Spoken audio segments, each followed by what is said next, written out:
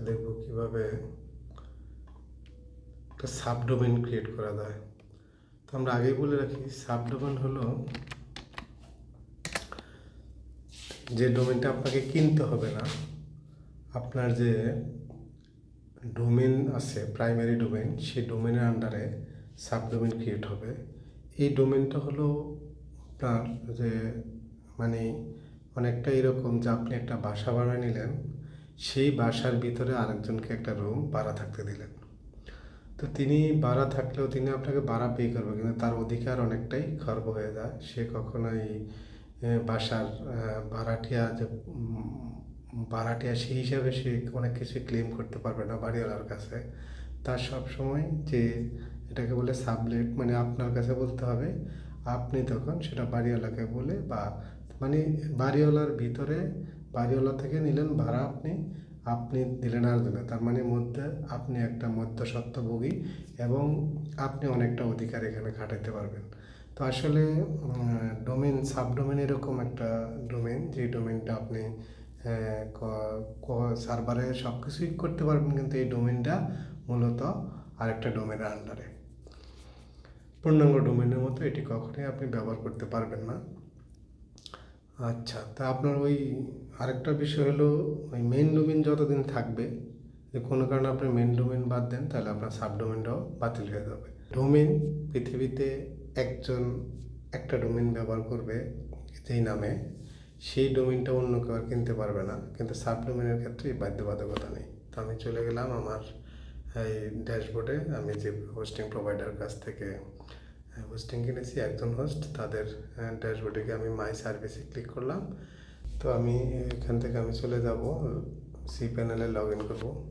তো আমরা জানি যে cPanel লগ ইনের প্রক্রিয়া এখন অনেকটা আগে এরকম প্রক্রিয়া ছিল না। আগে আপনাকে একটা ইউআরএল দিত, সেই ইউআরএল নিয়ে আপনি cPanel ইউজার আইডি পাসওয়ার্ড দেওয়া হতো, সেটা নিয়ে প্রবেশ করতেন। কিন্তু এখন অনেক কিছুই দিন দিন আরও উন্নত হচ্ছে। ওয়ার্ডপ্রেস তাদের অনেক ভার্সন চেঞ্জ করেছে।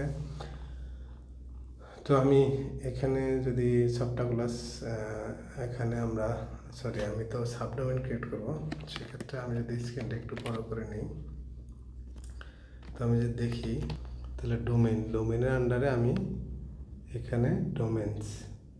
আচ্ছা, তো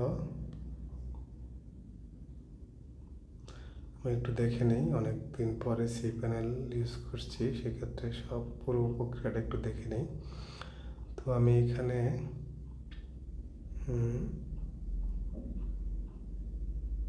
ডোমেন, এখানে একটাই অপশান আছে ডোমেন। তো এখানে ক্লিক করলে আপনি ডোমেন তৈরি করার অপশন পাবেন। তো এখানে আমার যেহেতু অনেকগুলো ডোমেন তৈরি করা আছে, তো আমি এখানে দিব আমার ডোমেন নেম।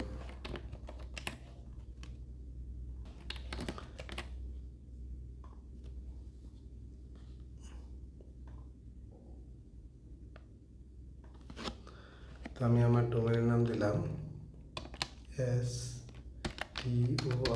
store.codeitpd.com। তো এখানে আমি store.codeitpd.com এটা রাখলাম আমি। তো এখানে শেয়ার ডকুমেন্ট রুট ডিরেক্টরি এটা সিলেক্ট করার দরকার নাই। তো আমি সাবমিটে ক্লিক করলে store.codeitpd.com এইভাবে আমার একটা সাবডোমেন তৈরি হয়ে যাবে। তো আমি সাবমিটে ক্লিক করলাম।